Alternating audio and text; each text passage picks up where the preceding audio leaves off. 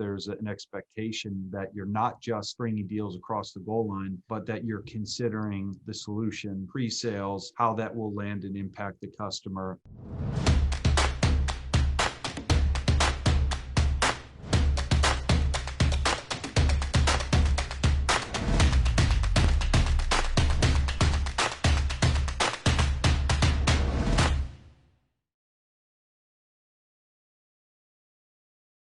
I think there was a big focus, particularly in technology companies, to focus on the top line, growth acceleration, market expansion, all those things, which makes a ton of sense.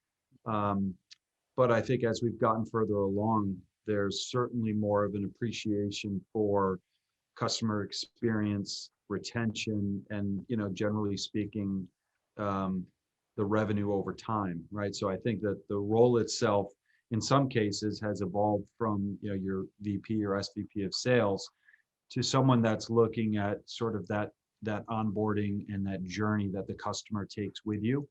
And that's how we currently structure it at Regora today, is that there's an expectation that you're not just bringing deals across the goal line, but that you're considering the solution, pre-sales, how that will land and impact the customer, what that first onboarding and implementation experience should look like, and then how you add value, right, in more of a steady state. So to me, like that is a healthy recipe for looking at technology companies and knowing that they're not just focused on growth at any cost and market expansion, but that they're being more calculated in thinking about long-term value and partnerships for customers. So to me, like that's an important part of this whole ecosystem, and why the role is so interesting for me. Yeah, absolutely. It's an interesting one when we reflect on how like the role of a salesperson changes with that in mind. I mean, what impacts does this have on salespeople of today, and how would that make them compare to salespeople of 20, 30 years ago?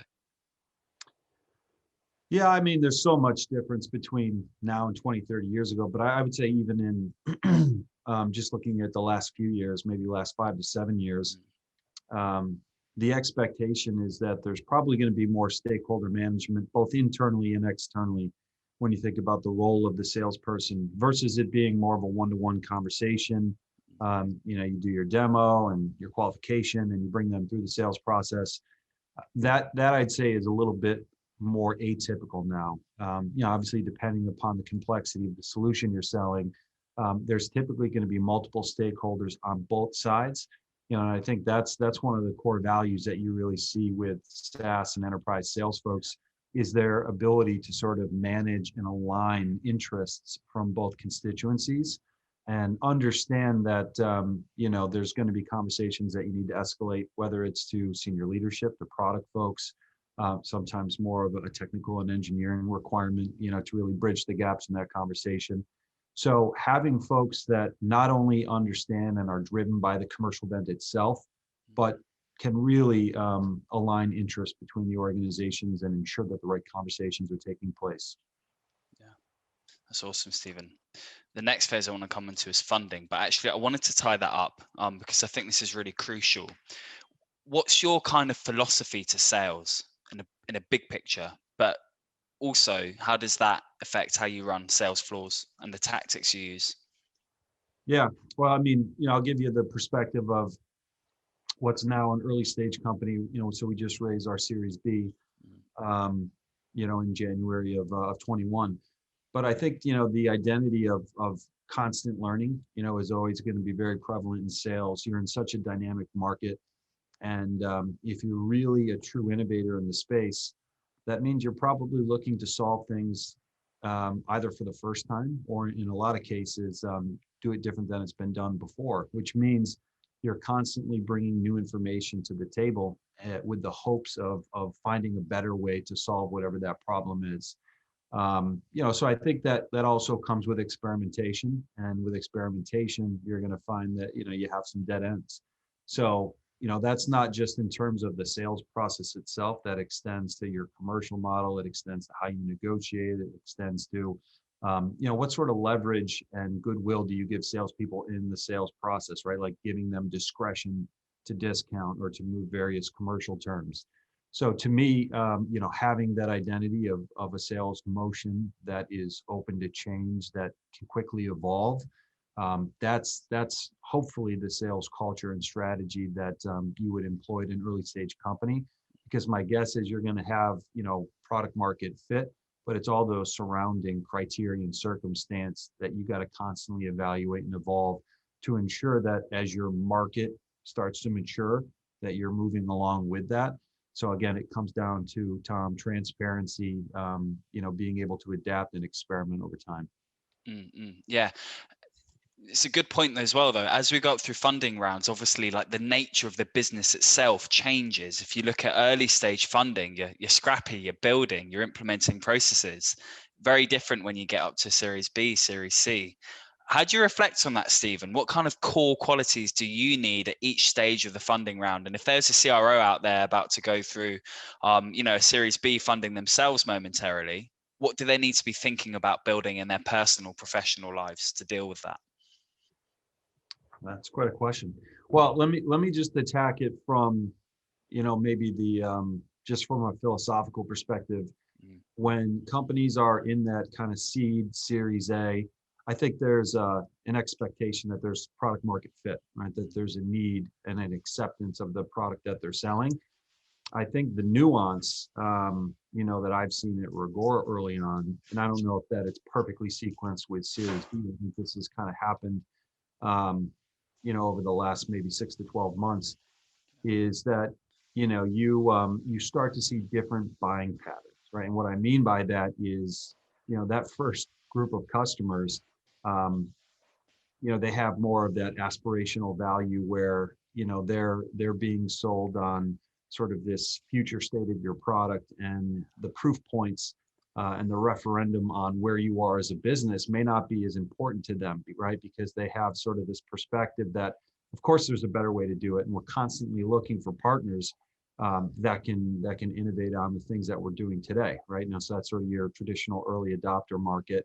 And then, as you start to gain a little bit of traction, right, you're going to start to see that as that commonly and maybe overly used term in the market, when you're crossing the chasm, the whole concept of that is you're crossing the chasm into the early majority, right?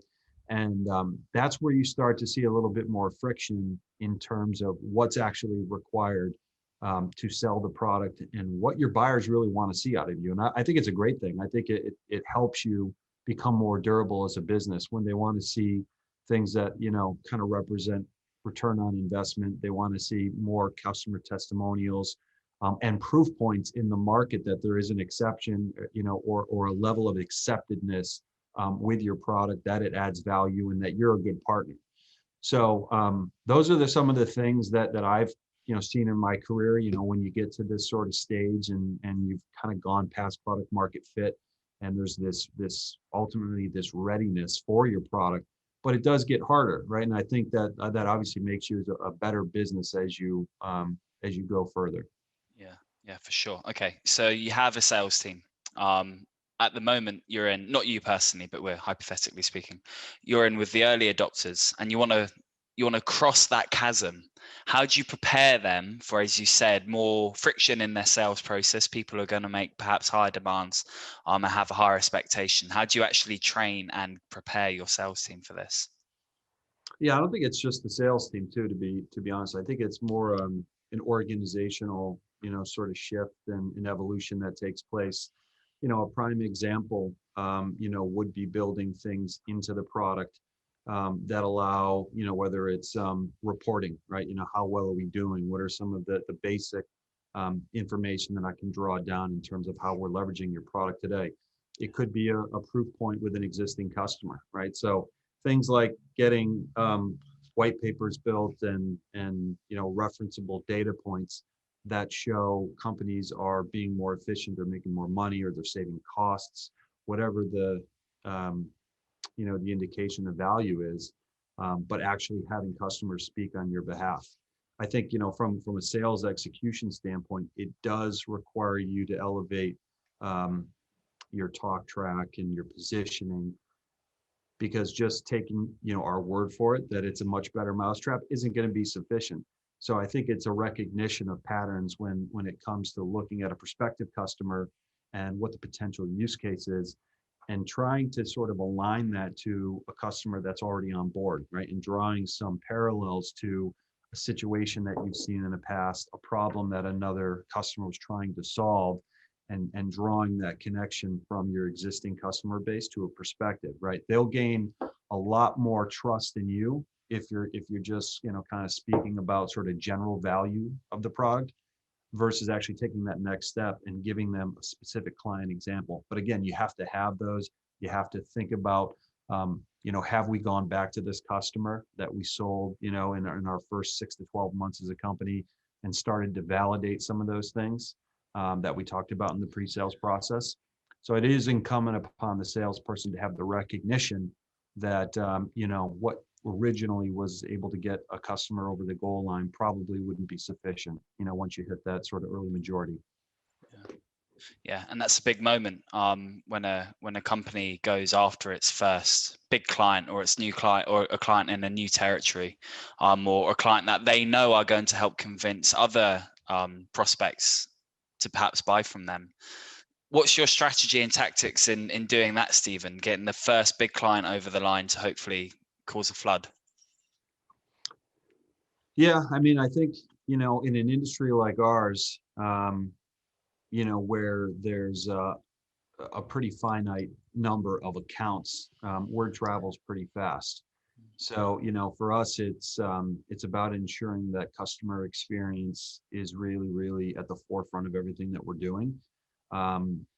Whereas other industries, if you have, millions of potential accounts in your total addressable market, I think it's a little bit different. So for us, because it's a very tightly held industry, being able to ensure that there's an inspection right along the way, and that, we're creating measurable milestones in terms of, where the customer is on the life cycle and the overall journey with us. Because to me, that will have a more profound impact early days than any marketing or anything else that we put out as a company. Just the testimony of existing customers and them speaking on our behalf is such a powerful lever. Yeah, for sure. Brings in the conversation about the whole customer journey being really important here, and the new role of the CRO in aligning that from marketing through to customer success. Yeah. Okay. So on the point of data, because you mentioned data earlier, it's a good one. So let's imagine that the board, and this is good around funding rounds, but the board has set a clear strategy and it has related objectives. How do you visualize that you're on track? What the story is behind the strengths and the weaknesses and the opportunities and the threats? Yeah. Yeah, I mean, I think whether it's the board or any other constituency, senior leadership team, I think the element of consistency with how you talk about the business, and the data points or the measurables that you use is going to be really important, right? That there's consistency from quarter to quarter. But for us right now, there's probably a handful of primary KPIs that we're focused on, right? Being a Series B company, and if you think about, we're pretty early, right? So we're still, just starting the process in terms of going after this market. So I think for us, it's a lot about identifying both our speed and the precision in which we're going to market. So some of the primary KPIs, as you would imagine, are just looking at the total pipeline, right? It seems like such a basic one, but just sort of looking at that and time stamping that. How many dollars in total are in your pipeline, right? So that's clearly an element of progress if you're seeing that grow pretty consistently over time. I think the other pretty basic one that we're going to talk about is just the number of deals in that pipeline. And then, once you start to, kind of almost look at it like a funnel, you start to investigate, well, that's sort of just the qualitative aspect. What are some of the quantitative aspect? What are some of the qualitative measures that tell you a little bit more about that story? And you get into things like win rate. And win rate obviously is something that depends on the type of market you're in, whether you're a high velocity sale or more enterprise grade. Those numbers, can mean something different. relative to the benchmarks for a high velocity versus an enterprise. But looking at win rate both in terms of the dollar value, right? Like how many dollars go into your pipeline, how many come out, and then looking at it more on a deal by deal basis, right? So how many deals are you winning as a percentage of the overall deals in your pipeline? The other thing that we start to drill down to is sort of looking at things in more of like a unit economic sense. So when you think about things like ACV, average contract value, and I think that, realistically, you should have two lenses on that in terms of ACV, both that of what has happened historically, right? So deals you've actually closed, and whether you look at that by region or by product or by market segmentation, having sort of that historical, and then sort of assigning, sort of the future state, which is more your pipeline, right? Because that tells you, I think, a pretty good story in terms of maybe where your business is headed. For us, moving upstream and upmarket with larger lenders, we would want to see evidence of that in terms of the ACV of deals we've closed and comparing that relatively to deals that are in the pipeline. Yeah, that's awesome. I mean, so really here what we're talking about is those leading indicators and those metrics. They help define our strategy almost, don't they? As we enter a market, as we enter trying to get more clients. But at some point, strategy, it kind of becomes tactics on the ground, right? So you have to go and execute on these things. And as a CRO, it's really interesting to hear how you handle that key handover from strategy to tactics. Yeah. Well, I think one of the things that, because we're a very flat organization, it's not like there's a ton of management right now. So just thinking about general inspection of all of our market interaction. When I mean market interaction, it's any sort of emails, phone calls, demos, product overviews, things that we're doing with prospective customers, and capturing all of that and trying to make sense of that. So we've had to introduce technology to help us sort of scale, just the amount that we're trying to consume to understand what our prospective customers want. So we're leveraging Gong to do that today to really help us, look at calls and sort of break down game tape and figure out, what are sort of the critical elements or the pinch points that we're coming up against. So that helps us actually sort of consume that information at scale. I think what happens next, and for an early stage company like ours, I think there's a large emphasis on not just where the product is today, but companies like us take funding because we have, bigger aspirations to do things that haven't been considered in a particular workflow or an industry before. So for us, taking inventory of what the customer is doing today, how we respond, how we bring that conversation to life, how we challenge, certain elements of that is super critical, but it's also really important to collaborate cross-functionally with some of the things that maybe are more future state considerations for that prospect, right? Because that's one of the advantages you have as a new player or an innovator in the space, is that there's probably an expectation that, yes, you're going to at some point get to feature or product parity in terms of maybe some of the legacy players out there or certain incumbents. But I think you get a little bit more of a leg up in certain conversations because they think if you are the innovator and maybe someone that's just taken venture capital, that things that have always been on their mind as far as ways to improve this workflow or ways to improve this particular part of their business, that you may be a ticket to unlocking that, right? So that's where, being able to take real-time information and share it with engineering, share it with our product organization, bringing in, our co-founders who are very involved right now in the sales process, both from a technical and sort of a product standpoint, and being able to quickly do that and in a way that allows us to get back to the customer with the right information in a timely fashion. Yeah, that's awesome.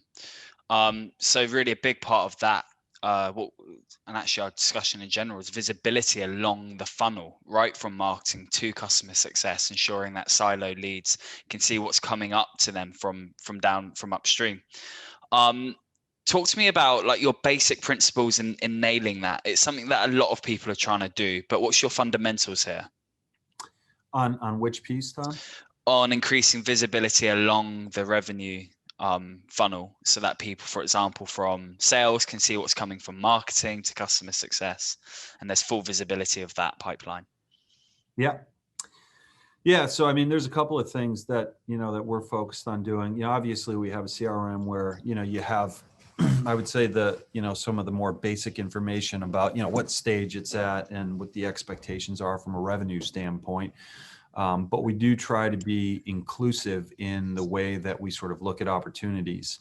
So one of the things that we'll do is, beyond having sort of your standard weekly forecast call, we do have something where we refer to it as a top ops. And the goal of top ops is to bring very specific scenarios or circumstances or deal requirements to the table with a cross-functional team that's targeted in a way that we're not going through the exhaustive pipeline, but we're isolating it to key dependencies in key deals that allow us to quickly make decisions or investments that would, require us to go sort of beyond where our product is today. That's not always the case. Sometimes you're trying to put a square peg in a round hole, and we determine that maybe it's not the right fit or the right partnership. But I think, being agile and cross-functional is really going to allow you to bring in the right people, and again, make those business decisions that in a high-paced market allows you to do that with consistency. Yeah, that's awesome. Okay. Closing question for you. If you're in a room full of the best CROs ever, what would you ask them? It's a good question. I think because we're constantly looking for different levers to pull, inherently there's going to be a lot of the levers that we pull don't end up being the right one. And that's a good thing, right? Because as you go forward, you obviously have to have inventory for not only what works, but why certain things did not work, right? And I think that creativity and problem solving, that's sort of the core element to whether you're a salesperson, whether you're a sales leader, a CRO. It's still an equation, right? That at the end of the day, that you're trying to problem solve, and there's multiple ways in which you can potentially approach that problem. And I think the best CROs out there are constantly looking for different ways to drive interest and value, in their market. So I think, again, it does come down to like what I spoke about earlier, is there's a lot of experimentation. And, I saw a blog the other day that, someone was talking about abandoning commissions, right? Not that we're abandoning quotas, but the whole concept that the framework for compensating salespeople was misaligned. And so again, I'm not going to weigh on where I sort of see that playing out, but I think it's okay to push on some of those, sort of standard beliefs, because we're, take the pandemic, for example. If you would have told me at the start of it that we were able to drive, mid to high 6-figure deals, 7-figure deals, completely remotely, selling into financial services, I probably would have told you it would have been really tough, and, but I think that's one of those things that the market's evolved, right? And there's different levels of accepting the way that we sell virtually and remotely, that those weren't truths that we held, 6 to 9 months ago. So I think that would be my feedback, is that there's always something that you can learn, right, from another CRO that's approached something differently and maybe didn't take the path of least resistance. But hopefully that helps. Yeah, it does. And I've also seen that debate around commissions. It's interesting, right? 'Cause if that became the norm, you might never look back, but standing from this position, it would look impossible. Yeah. Yeah. I mean, definitely a lot of top performers out there that, probably would say otherwise, but Yeah. Probably wouldn't be too happy with it. Stephen, that was awesome.